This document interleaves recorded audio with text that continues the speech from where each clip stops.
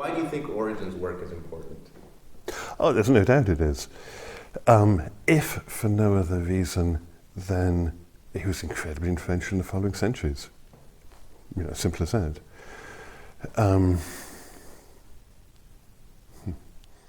You know, yes, obviously there's a question of his condemnation at the Fifth Council centuries later, but in the immediately following century, someone like Athanasius and Gregory of Nyssa, Basil and Gregory Nazianzus, all of them, the Cappadocians, regarded him as being simply a great teacher. Yeah? And so if you want to understand what people in the 4th century are doing, you've got to understand what's going on in the 3rd century. Another way of looking at it would be that you know, we tend to think of history of theology as being the history of theological development culminating in where we are now. Yeah? So, you know, we know big systems of theology that have developed and have come to be and all the rest of it. But actually, if you look at it in a historical perspective, you can't look at it really teleologically oriented. You know, how it is they're doing to enable us to get where we've gone. You've got to look at what they are working from. It's a matter of historical discipline, yeah. And Origen's work was really the key work in all of that. Irenaeus, the great theologian before him, Irenaeus, he was read, but very rarely quoted thereafter.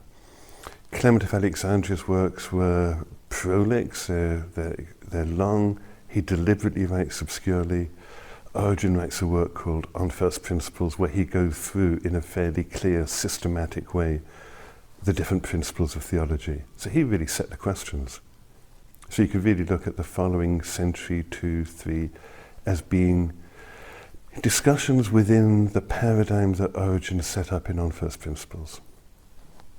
Yeah? So rather than seeing it as the development of Trinitarian theology followed by the development of Christology, they are working on questions which are set by the previous generation, or questions that are raised by the previous generation's work. And in that, Origen is just foundational. Yeah?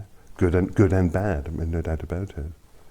And as far as that condemnation question goes, do you think that his theology was, do you think his theology was misunderstood when it was seemingly condemned? Oh, I don't think they were even trying to understand it.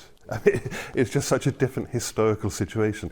They weren't sitting down with a full corpus of Origen's work and looking through it to evaluate it objectively.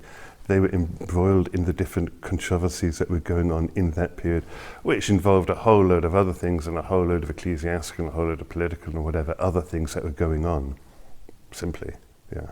So that's a very different question about what was going on at that point compared to what Origen himself is doing and how his initial readers like Athanasius or the Cappadocians read him.